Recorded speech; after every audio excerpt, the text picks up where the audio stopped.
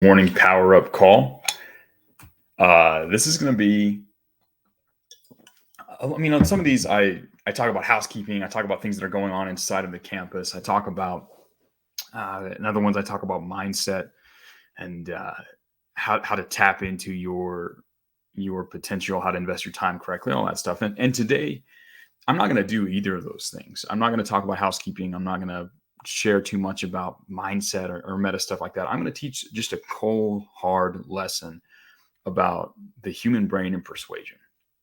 Now, this was a lesson I learned a long, long time ago. Before I was a copywriter, I was always involved in a field that tied to human persuasion. Most people are. But I worked in sales. I worked in sales for a really cool software company back in the day. And was really cool, met a lot of people, learned a lot of great things at this company. It was a really good experience for a young guy on his way up. However, one of the cool things that happened in that company is I met a guy who was a natural. I listened in on his sales calls. I saw what he did, and he was extremely good at this, right? And I was young. I was only at the company for about a year or so before I moved on to another part of the world. But years later, I was getting ready to I was doing some sales with a few friends at a company that we had started together. And I remember this guy and I thought I'd reach out to him. And so I started a quick podcast. And I went and interviewed this guy. He was the only person I ever interviewed for this Sales Mastery podcast I did way back when. But it was a really cool experience, right? I used it as an opportunity to network and get to know him.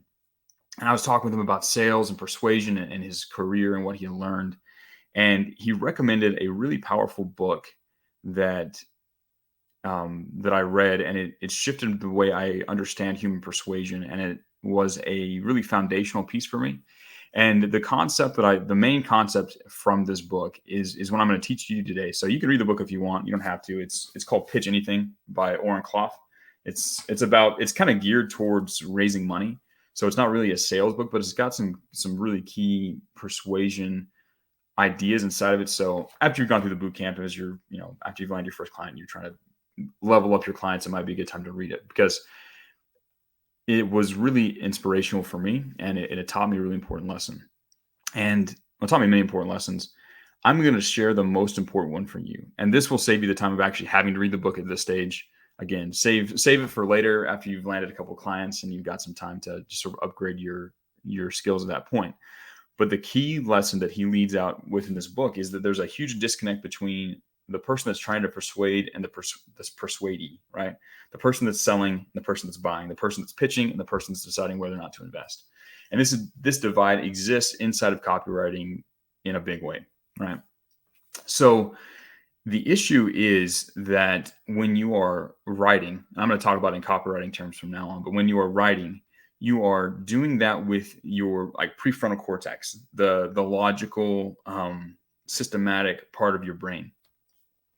And so you're creating this information and you're coding this information in this email or whatever from a very cognitive way, right? If you just do it naturally without any of the training inside of this program, you're going to put together a lot of information that you think is really useful and interesting. You're going to talk about the product, you can talk about all this cool logical stuff. And then when it goes to the mind of the reader, there's a problem because humans don't listen with their prefrontal cortex. Everything has to pass through what Oren Klaff labeled like the croc brain. I like to call it the lizard brain. It's a little easier to say. The lizard brain is sort of like that lower part down by the spinal cord itself, the brainstem. And it is the part that is concerned with survival. You see, human beings, we interpret information from a survival first standpoint, right? If you look at the course of evolution, for the longest time, we lived in a place where there were tigers and lions and things jumping out of the woods to try and eat us. And we survived because we were able to filter out all the stimuli in our world, identify danger, and avoid it. And we were also able to identify other things that help with our survival, like food and mating opportunities and stuff like that, right? And the brain became hyper efficient at identifying those things and filtering out every single thing else, right?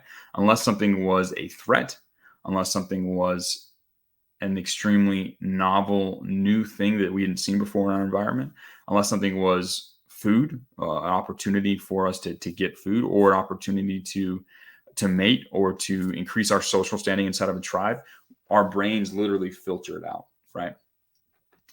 Like when you're looking right now, and you see me talking, you're not aware of the fine details, right? Your eyes and your mind, they kind of fixate on a few things. You're not paying attention to what this particular leaf right here looks like, right? It's your brain just filters it out because it knows it's not important. So the lower part of your brain, that lizard part of your brain, is where your message, your marketing message, the stuff you're writing as a copywriter, that's where it first enters the brain. It has to pass those filters. If you ever want to get to the part where they're going to make a logical decision about the stuff that you're providing for them, if they're ever going to decide to click, if they're ever going to decide to buy, you have to pass those bottom filters, right? So the trick is, though, when you're sitting down to write this, you're thinking in terms of logic. You're usually going to be thinking in terms of the prefrontal cortex, high order stuff, complex, abstract ideas. The lower part of the brain doesn't like that, and it rejects that. So you have to learn how to speak lizard brain. You have to learn how to speak in a way that is easily assimilated and accepted by that lizard part of your brain and then passed up to the higher part of your brain. You have to understand how to put your message in a way that's simple and easy to understand and does not require a huge amount of brain calories for the reader to read. You need to make sure that the writing is smooth, that it flows, that there's very little friction, that the ideas are all connected, that they are simple, that they are easy, right? That's the first thing, right? You have to make sure that you do not come across as you are a threat, right? If you show up and you are very obviously a salesy marketer that's trying to take something from them, in their mind, they will see you as a tiger, as a threat, and they will run away, right? You want to make sure that you are not presenting yourself as a threat, right? You can use threats. You can show them and point out important threats in their life that they may not understand. Hey, if you continue to eat like this, you're going to have diabetes.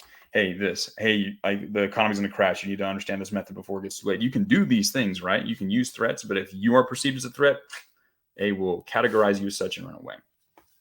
You need to make sure that the writing and the things that you present from the very beginning answer what's in it for me, right? It has an emotional reason that shows that it's valuable. It's food. It's something that is connected to their survival on some level, right? You want to make sure that your writing is new and novel, right? If you're looking out over the savannah trying to survive, right? You're looking around, you're going to notice things that change, right? You only notice things that are different, right? If that blade of grass moves and everything else is staying the same, maybe there's something behind that blade of grass. Maybe it's a tiger, maybe it's an antelope, maybe it's a female. You don't know, right? Like your brain is usually, it associates new or change with something that's potentially useful or a threat. So you need to make sure that the way you're presenting your writing is something that creates a sense of novelty, a sense of new, a sense of exciting, a sense of different. It needs to be something that cannot be easily categorized, right? Sometimes the brain will try and find, if it sees something like, for example, when you see a door, you're not like, holy cow, there's a door. I've never seen, like, look, there's a doorknob and hinges and like, whoa, that's so crazy. Your brain's like, I've seen a door a million times. You don't have to even think about how to open the door. It's just there. The brain filters out. You don't even think about it. So if you're something that's easily categorized as something that's not important, the brain will just filter you out and you won't even register in their brain. They'll just say, oh, look, another one of those emails, and they'll move away. So when you understand how the human brain, how that lower part of the brain, how the lizard brain filters information, you'll understand how you need to begin and how you need to frame all of your communication if you want to have their attention and if you want them to actually eventually take action or invest enough to eventually make a decision, whether that's to click or to purchase or stuff like that. This is a fundamental lesson. This is a fundamental truth about human nature and about how the brain works, and about how persuasion works. This applies, and specifically inside of copywriting, I've talked about inside of copywriting, but this applies with every other human interaction you ever perform. When you're interacting with clients, when you're interacting with friends, when you're out dating, all of this stuff applies across every single interaction between human beings, right? This is how humans work. This is how they process information. And the better you get at speaking lizard brain, the better your results in influencing others will be, right? Now, the boot camp actually teaches you exactly how to do this, right? I teach you how to do it. I teach you how to speak to the lizard brain, how to catch attention, how to drive desire, how to amplify emotion. I teach you how to do all of this stuff inside of the boot camp. This is the why behind it, though, that maybe might not be covered terribly in detail inside the boot camp. You have to consciously learn how to speak a different language, right? You have to learn to speak the language of persuasion. You have to learn how to speak the language of the lizard brain. And it's pretty easy to learn because you all have a lizard brain. So you can watch how your brain interacts with information, how it interacts with things in the world, with marketing messages, and you can see what works. And then you can turn around and use that when you're speaking to other people, when you're working with other people. So again, this is cold, hard lesson. This is a foundational lesson about human nature, about how human beings work and how they process information. Use this. Consciously use this as you are reviewing your own copy, as you are going through and looking at what you've written, as you look at the exercises you complete inside of the program. Look at it through the perspective of how does this connect with survival? How does this relate to the human lizard brain? This is going to be a fun thing for you guys. This is going to change some of your guys' ability to write dramatically, right? This is going to take some of you from boring writers to very exciting and engaging writers just by understanding this principle. The more you practice this, the better you'll get at influencing people on a primal level. And when you can influence someone on a primal level, it's a lot easier to then show them the higher order things. Like in Maslow's hierarchy of needs, if you can work with those base layers and get those checked off the box, then you earn the permission and you earn the right to then take them up higher in that hierarchy of needs and provide more value for them. So this is a really cool thing, and it's a key that unlocks a lot of profit for both you and your future clients and people you'll be working with. So take this information and use it. We've got a full day ahead of us. Some of you have finished a full day, but tomorrow is a new day, no matter what. And you all have the opportunity to apply this lesson and work it into your skill set, work it into your mind, and use this as you put forth that hard work, as you are putting the reps, as going through the program diligently, obsessively, as you begin reaching out to clients inside of your legion and working with them to innovate new ways to catch prospects' attention and set up sales calls and earn money and earn your way to that financial freedom that you want, right? This is a little bit of fuel along the way. This has been a fun call. I'm going to be doing more of these mini lessons moving forward, as well as sort of the general or regular type of power up call. So you're going to want to be able to pay attention to these. You're going to want to catch the recaps. These lessons are going to be things that are just little accelerants that help you move up the path and move through the program faster and more effectively so you can earn money faster. I will talk to you guys again tomorrow.